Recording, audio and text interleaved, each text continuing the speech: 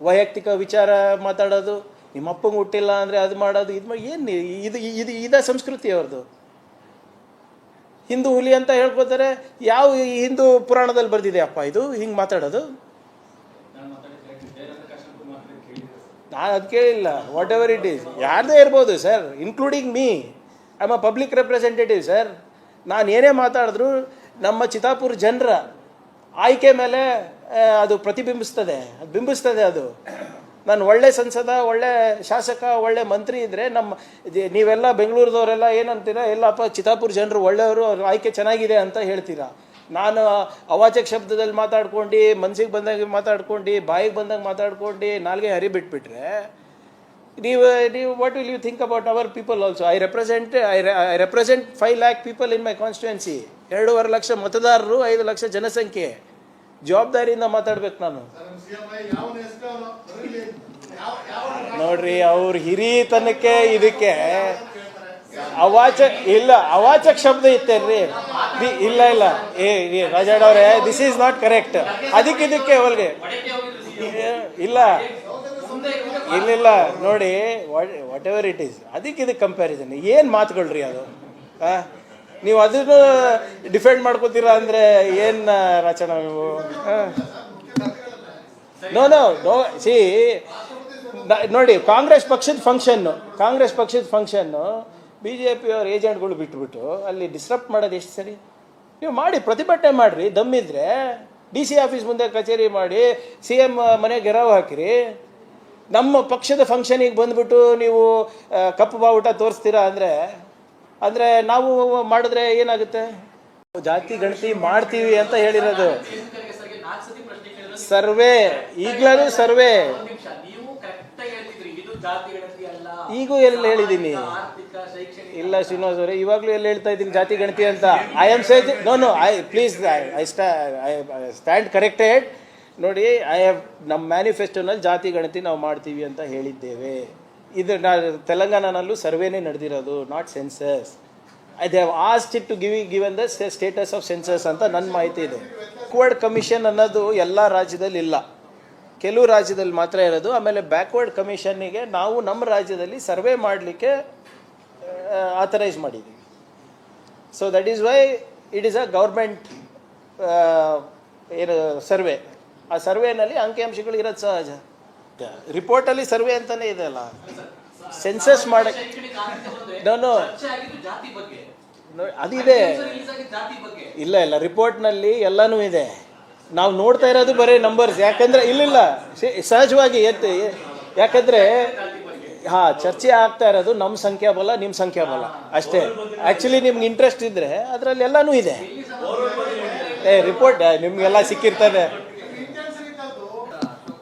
ರೀ. ಅವ್ರದ ಕೆಲಸ ಅಷ್ಟೇ ರೀ, ಅವ್ರ ಕೆಲಸ ಅಷ್ಟೇ. ಇನ್ನೂ ಕೂಡ ಆ ಹುಡುಗನ ಬಗ್ಗೆ ಮಾತಾಡೋಕ್ಕೆ ರೆಡಿ ಇದ್ದಾರಾ? ಶಿವಮೊಗ್ಗದಲ್ಲಿ ಒಬ್ಬರು ತೀರ್ಕೊಂಡಲ್ಲ ಯುವಕ, ಮರ್ಡರ್ ಆಗಿ.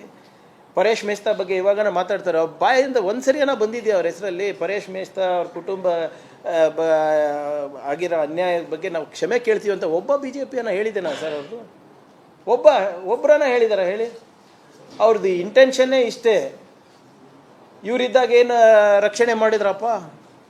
ಏನಾಗ್ತಾ ಇತ್ತು? ಈಗ ಒಂದು ನಿಮಿಷ ಸರ್, ನಮ್ಮ ಸರ್ಕಾರ ಬಂದ ತಕ್ಷಣ BJP ಅವರು ಒಂದು ಪ್ರೆಸ್ ಮೀಟ್ ಮಾಡ್ತಾರೆ. ಅವ್ರ ಲೀಗಲ್ ಸೆಲ್ಲು ನಿಮ್ಮ ಬೆಂಗಳೂರು ದಕ್ಷಿಣ ಸಂಸದರು ತೇಜಸ್ವಿ ಸೂರ್ಯ ಕೂತ್ಕೊಂಡು ನಾವು ಒಂದು ಹೆಲ್ಪ್ಲೈನನ್ನು ಓಪನ್ ಮಾಡಿದ್ದೇವೆ. ಹಿಂದೂ ಕಾರ್ಯಕರ್ತರಿಗೆ ಏನೇ ತೊಂದರೆ ಆದರೂ ಈ ಸರ್ಕಾರದಲ್ಲಿ ನೇರವಾಗಿ ಈ ಹೆಲ್ಪ್ಲೈನಿಗೆ ಫೋನ್ ಮಾಡಿ, ನಾವು ನಿಮಗೆ ಲೀಗಲ್ ಹೆಲ್ಪ್ ಕೂಡ ಕೊಡ್ತೀವಿ, ನಾವು ನಿಮ್ಮ ಬೆಂಬಲಕ್ಕೆ ನಿಲ್ತೀವಿ ಅಂತ ಹೇಳಿದ್ರ? ಆ ಫೋನ್ ನಂಬರನ್ನು ನೆನಪಿದೆಯಾ ಅವರಿಗೆ? ಎಷ್ಟು ಜನ ಫೋನ್ ಮಾಡಿದ್ದಾರೆ ರೀ ಆ BJP ಹೆಲ್ಪ್ಲೈನಿಗೆ? ಹಿಂದೂ ಕಾರ್ಯಕರ್ತರಿಗೆ ತೊಂದರೆ ಆಗ್ತಾ ಇದೆ ಅಂತ ಹೇಳ್ತಿದ್ರಲ್ಲ BJP ಅವರು, 2 ವರ್ಷ ಆಗ್ತಾ ಬಂತು. ಎಷ್ಟು ಜನ ಫೋನ್ ಮಾಡಿದ್ದಾರೆ? ನನಗೆ ಡೇಟಾ ಇಸ್ಕೊಡಿ ದಯವಿಟ್ಟು. ನಾನು ಕೇಳಿದ್ರೆ ಕೊಡೋಲ್ಲ, ನೀವು ಕೇಳಿ ದಯವಿಟ್ಟು. ನಮ್ಗೆ ಕೇಳ್ತಾ ಇದ್ರಲ್ಲ ಸರ್, ಹಿಂದೂ ಕಾರ್ಯಕರ್ತರ ಮೇಲೆ ಅನ್ಯಾಯ ಆಗ್ತಾ ಇದೆ, ಅವ್ರು ಆಗ್ತಾ ಇದೆ ಸರ್. ನೀವು ಹೆಲ್ಪ್ಲೈನ್ ತೆಗೆದಿದ್ರಲ್ಲ, ದಬ್ಬಾಳಿಕೆ ಏನಾದರೂ ಆದರೆ ಎಷ್ಟು ಕರೆಗಳು ಬಂತು ಸರ್, ಕೊಡಿ ನಮ್ಗೆ ಮಾಹಿತಿ ಅಂತ ಕೇಳಿ ನೋಡೋಣ. ಒಂದನ ಬಂದಿದೆಯಾ ನೋಡ್ತೀನಿ. ಆ ನಂಬರನ್ನು ಇವ್ರಿಗೆ ನೆನಪಿದೆಯಾ? ಆ ಸಹಾಯವಾಣಿ ನಂಬರನ್ನು ನೆನಪಿದೆಯಾ ಇವರಿಗೆ? ಮತ್ತೆ ಹಿಂದೂ ಕಾರ್ಯಕರ್ತರಿಗೆ ರಕ್ಷಣೆ ಇಲ್ಲ ಅಂತ ಇವ್ರು ಹೇಳ್ತಾರೆ. ಮತ್ತು ಯಾಕಪ್ಪ ಫೋನ್ ಮಾಡಿಲ್ಲ ಯಾರು ಆ ಸಹಾಯವಾಣಿ, BJP ಸಹಾಯವಾಣಿಗೆ? ಸುಮ್ಮನೆ ಮಾತಾಡ್ತಾರೆ. ಜವಾಬ್ದಾರಿಯುತವಾಗಿ ಮಾತಾಡಿದ್ರೆ ನಾವು ಉತ್ತರ ಕೊಡ್ಬೋದು. ಸಾಕ್ಷಿಗಳಿಟ್ಟರೆ ನೋಡಪ್ಪ ಈ ಕಳೆದ 1.5 ವರ್ಷದಲ್ಲಿ ನಮ್ಮ ಕಾರ್ಯಕರ್ತರು 20 ಜನಕ್ಕೆ ಹಿಂಗಾಗಿದೆ, 40 ಜನಕ್ಕೆ ಹಂಗಾಗಿದೆ ಅಂತ ಏನೋ ಹೇಳಿದ್ರೆ ಏನಾದರೂ ಕೊಡ್ಬೋದು. ಸುಮ್ಮನೆ ಉಡಾಫೆಯಾಗಿ ಮಾತಾಡಿದ್ರೆ ಏನು ಉತ್ತರ ಕೊಡೋಕ್ಕಾಗುತ್ತೆ ಅದಕ್ಕೆ? ನೋಡಿ ಇವರೇ, ನಾನು ಹೇಳ್ದಂಗೆ ಅದ್ರ ಸಂಪೂರ್ಣ ಮಾಹಿತಿ ಇಲ್ಲ. ಅದೇನೋ ಹಿಂದೆ ಒಂದು ಕೊಲೆ ಆಗಿತ್ತು, ಅದಕ್ಕೆ ಇನ್ನೊಂದು ಕೊಲೆ ಆಯಿತು, ಅದಕ್ಕೆ ರಿವೆಂಜ್ ಕಿಲ್ಲಿಂಗ್ ಅಂತ ಈಗೇನೋ ಹೇಳ್ತಾ ಇದ್ದಾರೆ. ಎಲ್ಲರೂ ಕೂಡ ಯಾವುದೇ ಸಮಾಜದವ್ರು ಇದ್ರೂ ಕೂಡ ಎಲ್ಲರೂ ರೌಡಿ ಶೀಟರ್ಸೇ ಇದ್ದರು. ಎಲ್ಲರೂ ಅವ್ರವ್ರ ಕಾರ್ಯಕರ್ತರಂತ ಹೇಳ್ಕೊಂಡು ಓಡಾಡಿದ್ರೆ ನಾವೇನು ಮಾಡೋಕ್ಕಾಗುತ್ತೆ ಅದರಲ್ಲಿ? ಮಾನ್ಯ BJP ರಾಜ್ಯಾಧ್ಯಕ್ಷರ ಸ್ಟೇಟ್ಮೆಂಟ್ ಇದು, ಏಪ್ರಿಲ್ 15, ಈಗ ಒಂದು 15 ದಿವಸದ ಹಿಂದೆ. ಕಾಂಗ್ರೆಸ್ಸು ಒಡೆದಾಳುವ ನೀತಿ ಅನುಸರಿಸುತ್ತಿದೆ ಜಾತಿ ಗಣತಿ ಬಗ್ಗೆ. ಹಿಂದೂ ಧರ್ಮ ಒಡೆಯಲು ಜಾತಿ ಗಣತಿ. ಇಂಡಿಪೆಂಡೆಂಟ್ MLA ಯತ್ನಾಳ್ ಅವರು. ನಮ್ಮ ವಿರೋಧ ಪಕ್ಷದ ನಾಯಕರು ಏಪ್ರಿಲ್ 13, 2025 ಜಾತಿ ಗಣತಿ ವರದಿಯಿಂದ ಜಾತಿಗೆ ಮಧ್ಯ ಒಡಕು. ಆರ್ ಅಶೋಕ್. Caste census. ಈ ಕಾಸ್ಟ್ ಸೆನ್ಸಸ್ ಅದು ನಮ್ಮ ಸರ್ವೇನೂ ಒಪ್ಪಬಾರ್ದು, ಕಾಸ್ಟ್ ಸೆನ್ಸಸ್ಸು ಮಾಡಬಾರ್ದು ಅಂದ್ಬಿಟ್ಟು ಅವ್ರ ಹೇಳಿಕೆ ಇದು. ಮಾಜಿ ಸಂಸದರು ಮೈಸೂರು. ಅಧಿಕಾರದಲ್ಲಿ ಮುಂದುವರಿಯಲು ಸಿದ್ದರಾಮಯ್ಯರಿಂದ ಹಿಂದೂ ಸಮಾಜ ಒಡೆಯುವ ಪ್ರಯತ್ನ. ಪ್ರತಾಪ್ ಸಿಂಹ ಅವರು. ಇದು ನಮ್ಮ ರಾಜ್ಯ BJP ನಾಯಕರು ಹೇಳ್ತಾರೆ. ಈಗ ಒಂದು ವಾರದ ಹಿಂದೆ ಅವ್ರ ಸ್ಟೇಟ್ಮೆಂಟ್ಗಳು ಇವೆಲ್ಲನೂ. ಯಾರು ಡಿವೈಡ್ ಆ್ಯಂಡ್ ರೂಲು ಹಿಂದೂ ಸಮಾಜ ಒಡೆಯಲಿಕ್ಕೆ ಮಾಡ್ತಾ ಇದ್ದಾರೆ ಅಂತ ಹೇಳಿದವರು, ಮೋದಿ ಅವರು ರಾತ್ರೋರಾತ್ರಿ ಜಾತಿ ಗಣತಿ ಮಾಡಲೇಬೇಕು, ಆವಾಗ ನಾವು ನ್ಯಾಯ, ನಮಗೆ ಸಮಾಜಗಳಿಗೆ ನ್ಯಾಯ ಸಿಗುತ್ತೆ ಅಂದ ತಕ್ಷಣ ಮಾಸ್ಟರ್ ಸ್ಟ್ರೋಕ್ ಆಗಿಬಿಡ್ತಲ್ಲ ಇದು. ಹೆಂಗೆ? ಸಡನ್ನಾಗಿ ನಿನ್ನೆಯಿಂದ ನಾನು TV ನೋಡ್ತಾ ಇದ್ದೀನಿ, ಎಲ್ಲರೂ ಒಬ್ಬರ ಮೇಲೆ ಒಬ್ಬರು ಮೈ ಮೇಲೆ ಬಿದ್ದುಬಿಟ್ಟು ಇದು ಮೋದಿಯವ್ರು ಮಾಡಿರೋದು ಉತ್ತಮವಾಗಿದೆ, ಮೋದಿಯವರಿಂದ ಇವತ್ತು ನ್ಯಾಯ, ಸಾಮಾಜಿಕ ಮತ್ತು ಆರ್ಥಿಕ ನ್ಯಾಯ ಸಿಗುತ್ತೆ, ಇವಾಗ ನೋಡಿ ಹೆಂಗೆ ಟಾರ್ಗೆಟೆಡ್ ಡೆವಲಪ್ಮೆಂಟ್ ಹೆಂಗೆ ಮಾಡ್ತೀವಿ ಅಂದ್ಬಿಟ್ಟು ಇದು ನನ್ನ ಹೇಳಿಕೆ ಅಲ್ಲ, ಅವ್ರ ಹೇಳಿಕೆಗಳೇ. ನನಗೇನು ಅನಿಸ್ತಾ ಇದೆ, ಇದು ಮೋದಿಯವರ ಮಾಸ್ಟರ್ ಸ್ಟ್ರೋಕ್ ಯಾವುದ್ರಲ್ಲಿದೆ ಅಂದರೆ ಜಾತಿ ಗಣತಿ ಮಾಡೋದ್ರಲ್ಲ, ಅಟೆನ್ಷನ್ ಡೆವಿಯೇಟ್ ಮಾಡೋದ್ರಲ್ಲಿ ಮಾಸ್ಟರ್ ಸ್ಟ್ರೋಕು. ಮತ್ತೊಮ್ಮೆ ಮೋದಿಯವರು ನೋಡಿ, ಮೋದಿಯವರು ಇದು ಒಂದು ಕಲೆ ಕಲ್ತು ಬಿಟ್ಟಿದ್ದಾರೆ. ಯಾವಾಗ ಅವರ ಪಾಪ್ಯುಲಾರಿಟಿ ಕುಗ್ತಾ ಇರ್ತದೆ, ಯಾವಾಗ ಸಾಮಾನ್ಯ ಜನರು ಅವ್ರಿಗೆ ಪ್ರಶ್ನೆ ಮಾಡ್ತಾರೆ, ಅವಾಗ ಇಂಥದ್ದು ಯಾವುದಾದ್ರೂ ಅಂತಂದು ಇಟ್ಬಿಡೋದು. ಮೀಡಿಯಾದ ಅಟೆನ್ಷನ್ನು ಡಿವಿಯೇಟ್ ಮಾಡಬೇಕು, ಜನರ ಅಟೆನ್ಷನ್ನು ಡಿವಿಯೇಟ್ ಮಾಡಬೇಕು. ಮೊನ್ನೆ ಪಹಲ್ಗಾಮ್ ಅಟ್ಯಾಕ್ ಆಯ್ತಲ್ಲ, ಅದಾದಮೇಲೆ ಎಲ್ಲರೂ ಕೂಡ ಅವ್ರಿಗೆ ಪ್ರಶ್ನೆ ಮಾಡ್ತಾಯಿದ್ರು, ಹೆಂಗಾಯಿತು, ಏನಾಯಿತು, ಸ್ವತಂತ್ರ ಭಾರತ ಆದಮೇಲೆ ಸರ್ದಾರ್ ಪಟೇಲ್ ಆದಮೇಲೆ ಯಾರಾದರೂ ಅತ್ಯಂತ ಸ್ಟ್ರಿಕ್ಟು ಮತ್ತು ಏನು ನಿಷ್ಠಾವಂತ ಹೋಮ್ ಮಿನಿಸ್ಟರ್ ಯಾರಾದರೂ ಇದ್ದರೆ ಅದು ಅಮಿತ್ ಶಾ ಅವರು ಅಂತ ಹೇಳ್ತಾಯಿದ್ರು. ಅವರ ಒಂದು ನಾಯಕತ್ವದಲ್ಲಿ ಅವರು ಹೋಮ್ ಮಿನಿಸ್ಟರ್ ಇದ್ದಾಗ ಹೆಂಗೆ ಬಂದರು? ರಾಜನಾಥ್ ಸಿಂಗ್ ಅಂತ ಒಂದು ಡಿಫೆನ್ಸ್ ಮಿನಿಸ್ಟರ್ ಇದ್ದಾಗ ಹೆಂಗೆ ಬಂದರು? ಅಜಿತ್ ದೋವಾಲ್ ಅಂತ ಇರುವಂಥ ಒಬ್ಬರು ಜೇಮ್ಸ್ ಬಾಂಡ್ ಇದ್ದಂಗೆ ಎಲ್ಲ ನಿಮ್ಮ ಚಾನೆಲ್ನಲ್ಲಿ ತಾವು ಅರ್ಧ ಗಂಟೆ ತಾವು ಪ್ರಸಾರ ಮಾಡಿದ್ರಿ. ಅಜಿತ್ ದೋವಾಲ್ ಅಂತ James Bond, national security adviser, ಇಂಥವರೆಲ್ಲರೂ ಈ ಬಲಿಷ್ಠವಾದಂಥ ಸರ್ಕಾರ ಇದ್ದಾಗ, ಬಲಿಷ್ಠವಾದಂಥ ಮಂತ್ರಿಗಳಿದ್ದಾಗ ಪಹಲ್ಗಾಮ್ ಹೆಂಗಾಯಿತು ಅಂತ ಜನರಿಗೆ ಆಶ್ಚರ್ಯ ಆಯಿತು. ಅವ್ರು ಪ್ರಶ್ನೆ ಮಾಡ್ತಾಯಿದ್ರು. ಆಮೇಲೆ ಮೋರ್ ಇಂಪಾರ್ಟೆಂಟ್ಲಿ ಎಲ್ಲರದು ನಿರೀಕ್ಷೆ ಏನಿತ್ತು, ಪ್ರಧಾನಮಂತ್ರಿಯವರು ಏನಾದರೂ ಒಂದು ಆ್ಯಕ್ಷನ್ ತಗೋತಾರೆ, ಡಿಸಿಸಿವ್ ಆ್ಯಕ್ಷನ್ ತಗೋತಾರೆ, ಸರ್ಜಿಕಲ್ ಸ್ಟ್ರೈಕ್ ಮಾಡ್ತಾರೆ. ಆದರೆ ಮಾನ್ಯ ಪ್ರಧಾನಮಂತ್ರಿಗಳು ಮಾಡಿದ್ದೇನು?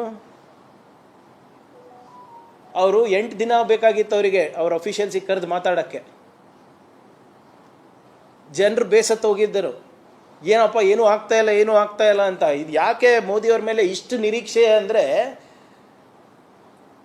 ಅವರು ಏನು ಮಾಡುವಂಥ ಭಾಷಣಗಳು ತಾವೇ ನೋಡಿರ್ಬೋದಲ್ಲ.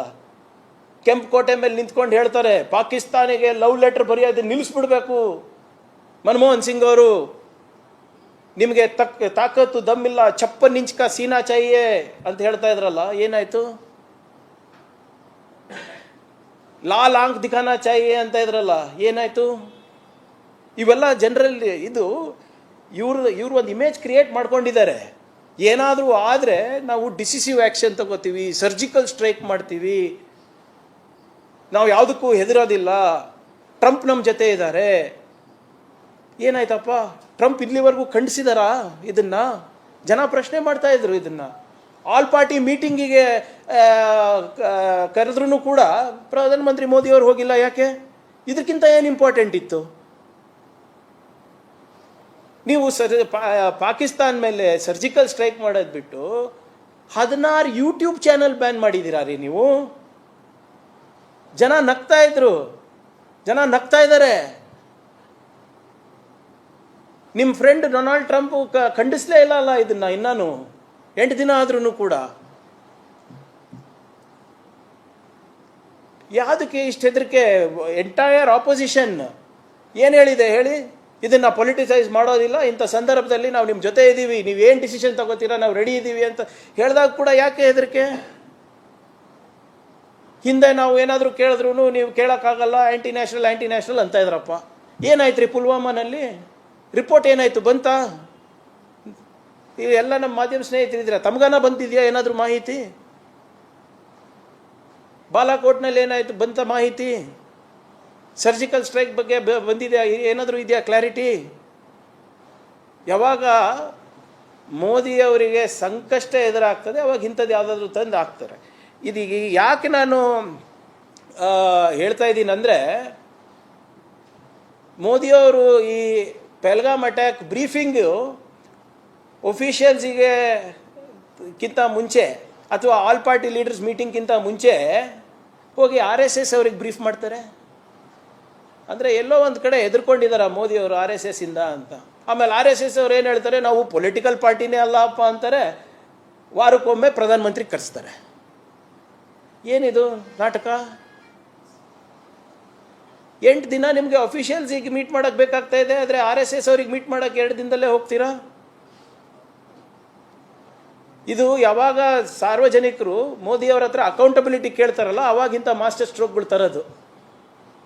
ಉದಾಹರಣೆಗೆ ನೀವೇ ನೋಡಿ, ನಂದು ಏನಾದರೂ if my memory is correct, ಹೋದ ಬಾರಿ ಇದೇ 29 ಸೆಪ್ಟೆಂಬರ್ನಲ್ಲೇ ಏನೋ ಒಂದು ಇಶ್ಯೂ ಆಯಿತು, ಯೂರಿ ಅಟ್ಯಾಕು ಏನೋ ಆಗಿತ್ತು. 8 ದಿನದಲ್ಲೇ ಡಿಮಾನಿಟೈಸೇಷನ್ ತಂದುಬಿಟ್ರು. ಹಿಂಗೆ ಏನಾದರೂ ಒಂದು ಅಟೆನ್ಷನ್ ಡಿವಿಯೇಷನ್ ಟ್ಯಾಕ್ಟಿಕ್ಸ್ ಇರ್ತದೆ ಇವ್ರದ್ದು. ಇದು ಜಾತಿ ಗಣತಿ ಬಗ್ಗೆ ಇವರು ಸೀರಿಯಸ್ ಯಾಕಿಲ್ಲ ಅಂದರೆ, ನನಗೆ ಯಾಕೆ ಅನುಮಾನ ಬರ್ತಾ ಇದೆ ಅಂದರೆ, it is not backed by budget. ಈಗ ಹೋದ ಬಾರಿ ನಮ್ಮ ಇಲ್ಲಿ ನಾವು ಬ್ಯಾಕ್ವರ್ಡ್ ಕ್ಲಾಸ್ ಕಮಿಷನ್ನಲ್ಲಿ ನಾವು ಸರ್ವೆ ಮಾಡಿಸಿದಾಗ, ಏನು ಎಜುಕೇಷನ್ನು ಎಕನಾಮಿಕ್ ಸರ್ವೆ ಮಾಡಿಸಿದಾಗ ಬ್ಯಾಕ್ವರ್ಡ್ ಕ್ಲಾಸಸ್ದು, ನಮ್ಮ ಸರ್ಕಾರಕ್ಕೆ 10 ವರ್ಷದ ಹಿಂದೆ 160 ಕೋಟಿ ರೂಪಾಯಿ ಬೇಕಾಗಿತ್ತು. 10 ವರ್ಷದ ಹಿಂದೆ.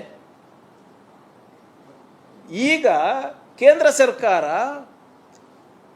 ಸೆನ್ಸಸ್ ಇಲಾಖೆಗೆ, ಯಾರು ಸೆನ್ಸಸ್ ಮಾಡಬೇಕಲ್ಲ ಆ ಇಲಾಖೆಗೆ ಬರೀ 575 ಕೋಟಿ ರೂಪಾಯಿ ಕೊಟ್ಟಿದ್ದಾರೆ. ಹೋದ ಬಾರಿ 2011ರಲ್ಲಿ ಸೆನ್ಸಸ್ ಮಾಡಬೇಕಾದ್ರೆ ಸುಮಾರು 5,000 ಕೋಟಿ ಬೇಕಾಗಿತ್ತು. 5,000 ಕೋಟಿ ಇನ್ 2011. ಇದು ಅವ್ರು ಕೊಟ್ಟಂಥ ಉತ್ತರ. 4,893.60 crores was spent on this exercise ಅಂತ ಇದು ಪಾರ್ಲಿಮೆಂಟ್ನಲ್ಲಿ ನಿಮ್ಮ ರೂರಲ್ ಡೆವಲಪ್ಮೆಂಟ್ ಮಿನಿಸ್ಟರ್ ಅವರು ಕೊಟ್ಟಂಥ ಉತ್ತರ 2011. ಸೊ ಈ ಅದರ 10%ನಲ್ಲಿ ಇವ್ರು ಜಾತಿ ಗಣತಿ ನಡೆಸ್ತಾರ, ಸರ್ವೆ ನಡೆಸ್ತಾರ. ಆಮೇಲೆ ಯಾವುದೇ ಟೈಮ್ಲೈನ್ ಫಿಕ್ಸ್ ಮಾಡಿಲ್ಲ. ಮಿಕ್ಕಿದಕ್ಕೆಲ್ಲ ಟೈಮ್ಲೈನ್ ಫಿಕ್ಸ್ ಮಾಡ್ತಾರೆ ಮೋದಿಯವರು. ರಾತ್ರೋರಾತ್ರಿ ಬಂದು ನಾಳೆಯಿಂದ 500 ನೋಟ್ ಬ್ಯಾನು, 1000 ನೋಟ್ ಬ್ಯಾನು. ಯಾವ ಕನ್ಸಲ್ಟೇಷನ್ ಮಾಡಿದ್ರಪ್ಪ ಗ್ರೂಪ್ ಆಫ್ ಮಿನಿಸ್ಟರ್ಸ್ ಜೊತೆ? ಕ್ಯಾಬಿನೆಟ್ ಡಿಸಿಷನಲ್ಲಿ ಏನಾದರೂ ಮಾಡಿದ್ರಾ? ಇಲ್ಲ ಅಲ್ಲ. ಹೆಂಗಾನ ನೀವು ಏನದು ಏಕಚಕ್ರಾಧಿಪತಿ ನಾವೆಲ್ಲರೂ ಯಾರಿಗೆ ಕೇಳಬೇಕಾಗಿಲ್ಲ, ಪಾರ್ಲಿಮೆಂಟಿಗೆ ಬರಬೇಕಾಗಿಲ್ಲ, ಅಲ್ಲೇನು ಪ್ಲೇಸ್ ಮಾಡಬೇಕಾಗಿಲ್ಲ, ಹೆಂಗೆ ಬೇಕಾದರೂ ನೀವು ಮನಸ್ಸಿಗೆ ಬಂದಂಗೆ ಮಾಡ್ತಾ ಇದ್ದೀರಲ್ಲ. ಇದಕ್ಕೆ ಯಾಕೆ ಟೈಮ್ ಲೈನ್ ಕೊಟ್ಟಿಲ್ಲ ನೀವು? No timeline, no budget. ಬರೀ ಬಿಹಾರ್ ಎಲೆಕ್ಷನ್ ಇದೆ, ಜನರು ನಿಮಗೆ ಪೆಹಲ್ಗಾಮ್ ಬಗ್ಗೆ ಕೇಳ್ತಾ ಇದ್ದಾರೆ ಅಂದ್ಬಿಟ್ಟು ಇವತ್ತು ಅಟೆನ್ಷನ್ ಡಿವಿಯೇಟ್ ಮಾಡೋಕ್ಕೆ ತಂದಿರೋದು ಇವತ್ತು. ಇವತ್ತು ತಾವು ಇದು ನೋಡಿರ್ಬೋದು, ಕಿಶನ್ ರೆಡ್ಡಿ ಅವರ ಸ್ಟೇಟ್ಮೆಂಟು, ಯೂನಿಯನ್ ಮಿನಿಸ್ಟರು ಭಾಳ ಸ್ಪಷ್ಟವಾಗಿ ಹೇಳಿದ್ದಾರೆ, ಡಿಲಿಮಿಟೇಷನ್ ಜೊತೆ ನಾವು ಮಾಡ್ತೀವಿ ಅಥವಾ ಮಾಡ್ಬೋದು ಅಂತ 2026 ಎಂಡಿಗೆ. ಅಂದರೆ ಇದಕ್ಕೆ ಬದ್ಧತೆ ಇದೆಯಾ? ಆದ್ದರಿಂದ ಇದು ಏನು ಮಾಸ್ಟರ್ ಸ್ಟ್ರೋಕ್ ಅಂತ ಇದ್ದಾರೆ, ಫಸ್ಟು BJP ನಾಯಕರಿಗೆ ಅವರ ಹಿಂದಿನ ಸ್ಟೇಟ್ಮೆಂಟಿಗೆ ಕ್ಲಾರಿಟಿ ಕೊಡಲಿಕ್ಕೆ ಹೇಳಿ, ನಂಬರ್ 1. ಎರಡನೇದು, ಮಾನ್ಯ ರಾಹುಲ್ ಗಾಂಧಿ ಅವ್ರು ಹೇಳ್ದಂಗೆ, ಮಾನ್ಯ ಖರ್ಗೆ ಸಾಹೇಬ್ರು ಹೇಳ್ದಂಗೆ ಇದಕ್ಕೆ ಟೈಮ್ ಲೈನ್ ಒದಗಿಸ್ಕೊಡ್ಬೇಕು. ನಂಬರ್ 3, ಇದಕ್ಕೆ ಸೂಕ್ತವಾದಂಥ ಅನುದಾನವನ್ನು, ಬಜೆಟನ್ನು ಅಲಾಕೇಟ್ ಮಾಡಿ